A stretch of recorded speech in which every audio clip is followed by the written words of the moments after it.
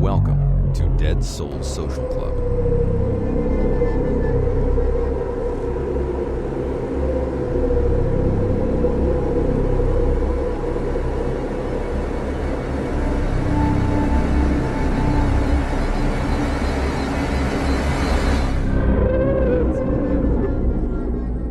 Good evening, everyone.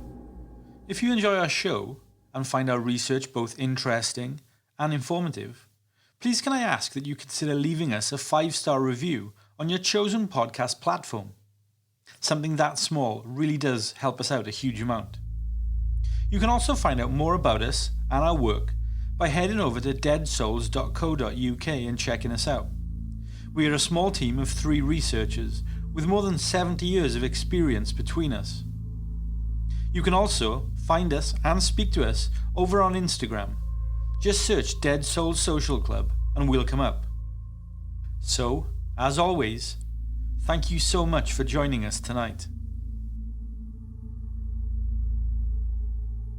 This audio presentation contains graphic details of death, violence, and controversial subject matter. Listener discretion is strongly advised. From Dead Souls Media, this is Are You a Psychopath? I'm Jamie Black, a researcher and psychologist, and I'll be your host for tonight.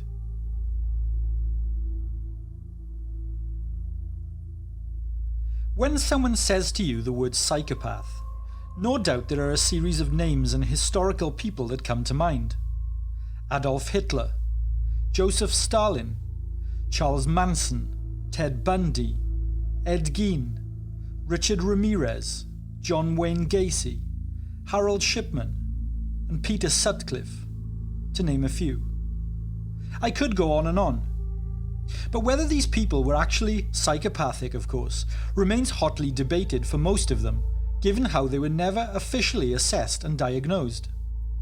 Although their attributes and behavioural traits may certainly indicate so. You see, for the most part, psychopaths are only diagnosed following assessment in the aftermath of serious crimes being committed. It's not something that you can pop along to your family doctor and get assessed for on a Tuesday morning appointment. But with that in mind, it becomes self-explanatory as to why we only ever seem to learn about psychopaths after the fact.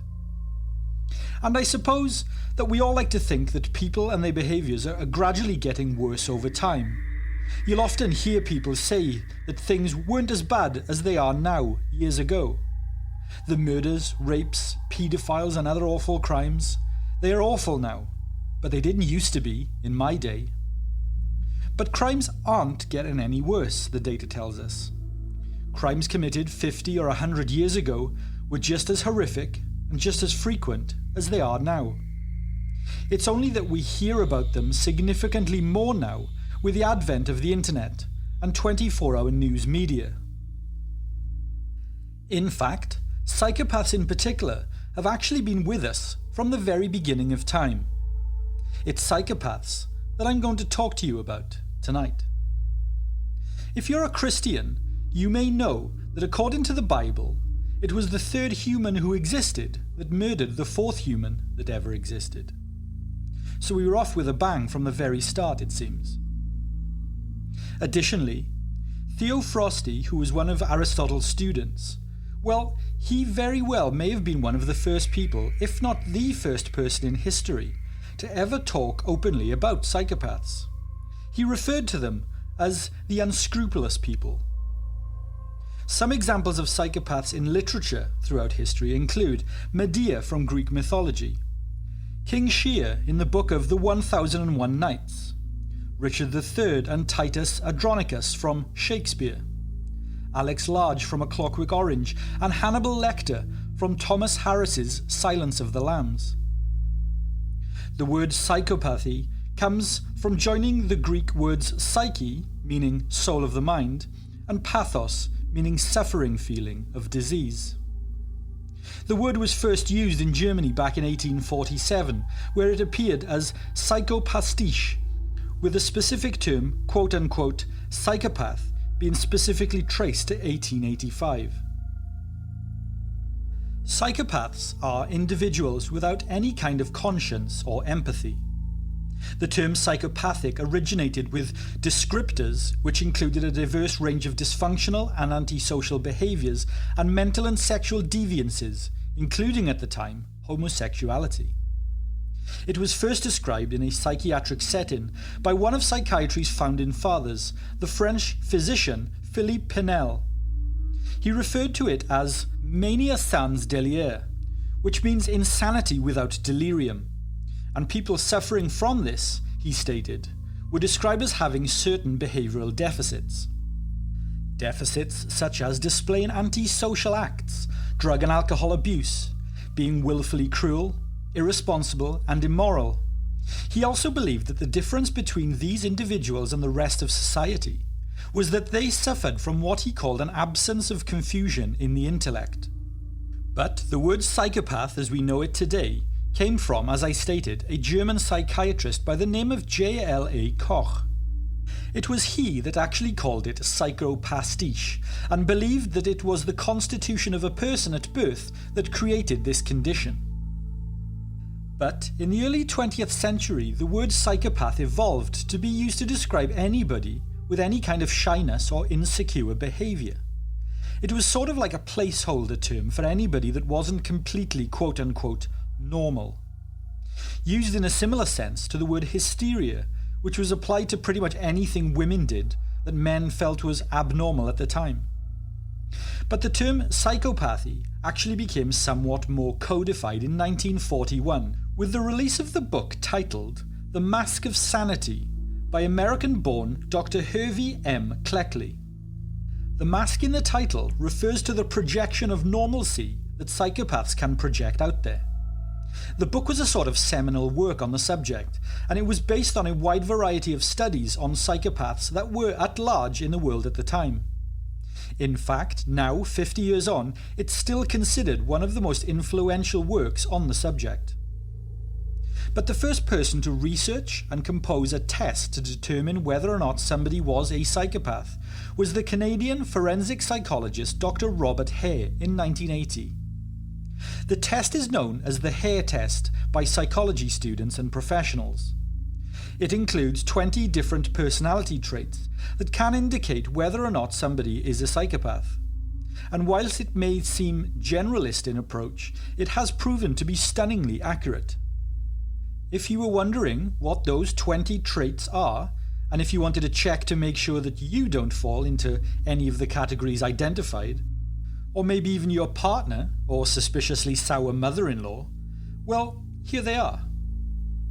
Demonstrating glibness or superficial charm, having a grandiose sense of self-worth, having the need for stimulation and being regularly prone to boredom, being a pathological liar, regularly conning and manipulating other people, having a lack of remorse or guilt, having a shallow affect, displaying callousness and lack of empathy, having a parasitic lifestyle, displaying poor behavioural controls, displaying promiscuous sexual behaviour, having early onset behavioural problems, displaying a lack of realistic and long-term goals, showing impulsivity, displaying a failure to accept responsibility for one's own actions, having many short-term marital relationships, evidence of juvenile delinquency, the revocation of conditional release,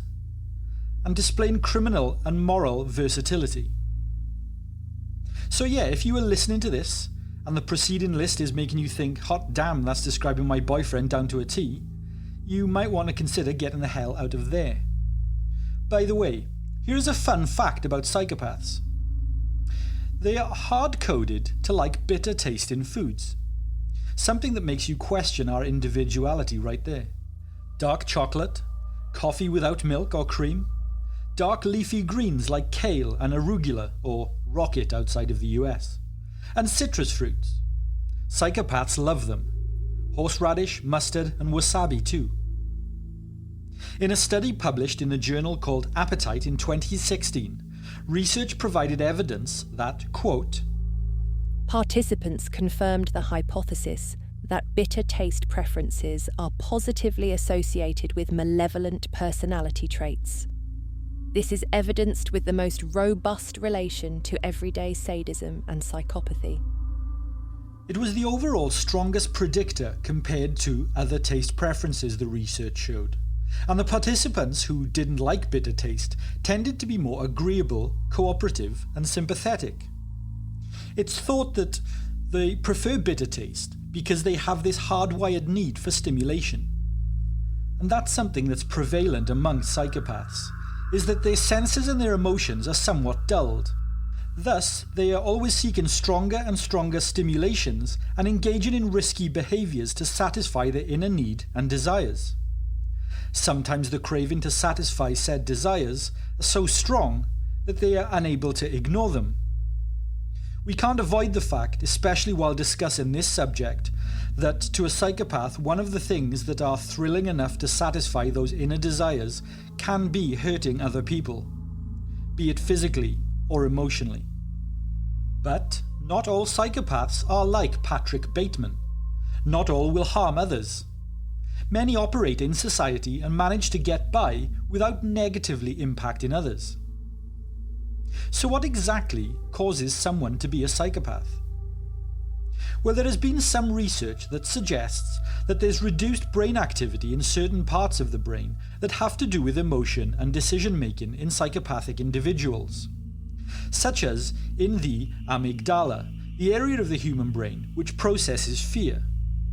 This means that during studies they showed less activity and blood flow in those regions of the brain where they were showed images of people in distress or when they had to face the consequences of their own actions. But this raises an important question, because we know about neuroplasticity in the human brain. We know that our behaviours and our core thinking patterns can actually change the way that our brains are shaped. So the question raised is thus: is it the shape of our brains that causes us to be psychopaths? Or is it the fact that we are psychopaths that causes the structure in our brains? One way to answer this is to look at identical twins and adopted children. Those studies suggest that unemotional, psychotic behaviour and thought patterns actually do have a genetic component to them, that those genes have more of an influence on someone than antisocial behaviour itself. Then, when it comes to adopted children, well, those genes seem to be able to be counteracted by environmental and parental influences too, research shows. Some research from the renowned Nashville-based Vanderbilt University suggests that psychopaths are hardwired to seek reward at any cost. Individuals with psychopathic traits display a hyperreactive dopamine reward system that works to amplify their behaviours.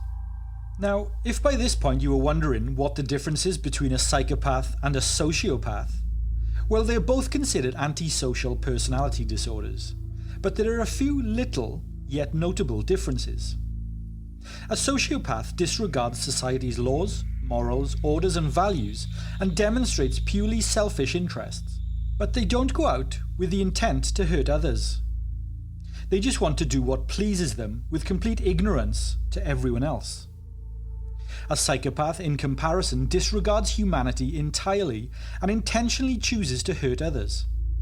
They deliberately make plans to use others in a way that satisfies their personal goals. To them, people are nothing more than just objects, a means to gaining what they want and no different than any other inanimate object. One simple way of looking at the difference is that a sociopath is in basic terms just unrestrained, whereas a psychopath is premeditative. One is ignorant, the other is callous. So hearing those traits might give you the impression that all psychopaths are dangerous. This actually isn't true, as I touched upon earlier. There is a likelihood that some of you listening to this have actually worked for a psychopath, be it currently or in the past. This is because of their narcissistic tendencies. Psychopathic individuals are naturally attracted to higher positions of power, such as CEOs or politicians. Take Al Dunlap, the infamously destructive CEO of Scott Paper and Sunbeam. He so revelled in firing people that he dubbed himself Chainsaw Al, and even titled his autobiography, quote-unquote, Mean Business. The double meaning was very intentional. Despite his reputation, 2 separate boards actually hired him. Then there is Elizabeth Holmes, whose intimidation of one of her former employees actually helped drive that person to suicide.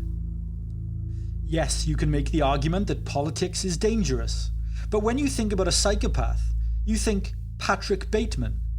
You don't think politicians. They hardly spring to mind. Well, almost hardly. In October 2024, a letter signed by more than 200 psychologists, psychiatrists, and mental health professionals warned that Donald Trump is dangerous to the presidency. This was because, they said, quote, Donald Trump demonstrates symptoms of a severe, untreatable personality disorder, malignant narcissism, and potentially psychopathic and sociopathic traits, which makes him grossly unfit for leadership. The letter was published in a full-page advertisement in the New York Times, paid for by the letter's signatories, who had formed the Anti-Psychopath PAC, a political action committee, who stated that Trump was an existential threat to democracy. The letter continued, quote, Even a non-clinician can see that Trump shows a lifetime pattern of failure to conform to social norms and laws, repeated lying, reckless disregard for the safety of others, irritability, impulsivity, irresponsibility, and lack of remorse. Now, the American Psychiatric Association states that it is entirely unethical to diagnose individuals whom a psychiatrist has not personally assessed.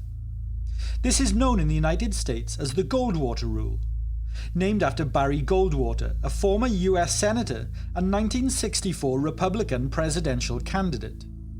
He was called psychotic, schizophrenic, and compared to Hitler, Castro, and Stalin by psychiatrists who had responded to a survey in Fact magazine during his presidential run. This, in turn, led to a messy court battle, and Senator Goldwater successfully sued Fact magazine for libel in 1968. Goldwater was ultimately awarded $75,000 for the libel verdict. So, have any of the signatories of this letter in 2024 clinically assessed Donald Trump? No, none. But the letter does address the Goldwater Rule directly. It states that since it was adopted back in 1973, quote, The field has modernized the DSM diagnostic system, which relies exclusively on observable behavioral criteria. For many years, we've all observed thousands of hours of Trump's behavior, reinforced by the observations of dozens of individuals who have interacted with Trump personally. The same professionals also argue that the disorder, which they all agree that Trump suffers from, quote, makes him deceitful, destructive, deluded, and extremely dangerous to democracy in America. I thought I would add this nugget to the story, given my reference to high-profile politicians, and this name likely being one of the first that pops to mind. But other examples of high-functioning psychopaths include Bernie Madoff, Charles Ponzi, Jordan Belfort, Frank Abagnale Jr., Andy McNabb, Neil Armstrong, James Fallon, and Chuck Yeager. Which begs the question, how do you know if you are dealing with a psychopath? Well, here are some traits that you can look out for. Overconfidence, insincerity, irresponsibleness, selfishness, doesn't understand metaphors or abstract ideas, but specializes in logic and reason, shallow emotions, an uncaring attitude, that they have a parasitic lifestyle and they demonstrate chaotic behaviors, or has a high threshold for disgust and doesn't look at a person's eyes when that person is having an emotional moment. Of course, you might hear that list and think that some of those traits apply to you. Does that mean you're a psychopath? Well, no, not necessarily. Well, not unless, of course, you are a psychopath. But seriously, when testing the kinds of traits for psychopathy, it's not just about the traits themselves. It's about more the intention behind those traits. Such as like where somebody might have a little bit of narcissism or overconfidence, but that doesn't necessarily make them a psychopath. One or two of those traits might appear in large proportions of the population, but a confirmed psychopath would have to display almost, if not all of those traits, in large measure over a prolonged period of time. It may take months or even years to assess, which is why psychopathic assessments generally take place for criminals in the prison system. All that aside, and although you might actually be a psychopath, 1 or 2% of the population actually are. Do you use other people for your own benefit and not have any empathy for those people? This is a pretty good starter in identification. So is there any hope for somebody who is a psychopath? Can we change or treat them in any way? And can you change yourself and your behaviours if you were a psychopath? Or are you destined to hurt other people for the rest of your life? The answers to each of these questions is fairly complicated. There are some studies being conducted at the Mendota Juvenile Treatment Center in Madison, Wisconsin, that might give you a little bit of hope for the psychopathically inflicted. Nearly all of the children at the Mendota Treatment Center are positively tested as severe for potential psychopathy as adults. Psychopaths rarely give any kind of consideration to punishment, and in fact punishment tends to only harden their criminality, and psychopaths are 6 times more likely to commit more crimes after they are released from prison. So, the Mendota Center decided to not focus on punishment. They instead focused on positive reinforcement and rehabilitation, something that is fairly unique in the American prison system and more of a European trait. At Mendota, they call it the decompression model. Within the decompression model, signs of positive behaviour, no matter how big or small, were reinforced with a reward, something like chocolate bars or computer games. Thus, the more good behaviour will equate to bigger rewards. Did it work? Well, they studied 300 participants that were in the Mendota Treatment Center, and then some that were treated in other facilities with different models. Of those, after a 5-year study, only 64% of the Mendota Treatment Center prisoners were arrested for reoffending, compared to 98% of the non-treated youth. That's a 34% reduction in recidivism. The Mendota Center inmates were 50% less likely to commit a violent crime, and the inmates didn't commit any further homicides, which is compared to the non-treatment center inmates who killed 16 people following their release. Yikes. So it certainly appears that there is a lot of importance and a lot of weight to identify in these traits in individuals when they are young and in a position to be taught the tools to be able to work through their issues as they get older. There is a lot of misinformation out there about psychopathy. Just because a person is defined as a psychopath does not necessarily mean they're going to be violent. Most people want to do the right thing, even if they don't know what that right thing is. Even a psychopath can work out what's right and what's wrong, even if it's not by impulse. But still, if you think that somebody you work with, or somebody that you're involved with in some way, may very well be a psychopath, you might want to keep your guard up just a little bit. So what do you think? Do you know anybody in your life that could be defined as a psychopath? Have you had any experiences with someone who fits the relevant criteria? Have you got any interest in stories to share? Reach out with an Instagram DM or email us at deadsoulspodcast@gmail.com. If you are listening on YouTube, leave us a comment below. Okay, thanks for listening everyone. I hope you found this mini episode interesting. We have a Patreon where we release extra episodes, blogs and research articles. It's also where we release the episodes that we aren't able to upload on regular podcast platforms or on YouTube, as they tend to get taken down and censored. Our Patreon costs just $2 a month, which gives you access to all of our extra content. It's a hell of a great deal and cheaper than a cup of coffee. It also supports us and our work, which we are hugely grateful for. Head over to www.patreon.com/deadsouls and join us. We have more episodes dropping this week, including a new series that we have been working on for quite a while. With that, thank you for joining us tonight. Good night, everyone. Thank you for taking the time to listen to our show tonight. Be sure to leave us a 5-star review on your chosen podcast platform and subscribe to our show so that you never miss an episode. Our shows aren't sponsored by any company or corporation, so any support you can give us goes a long way in supporting the work that we do. From all of us here at Dead Souls, sleep tight.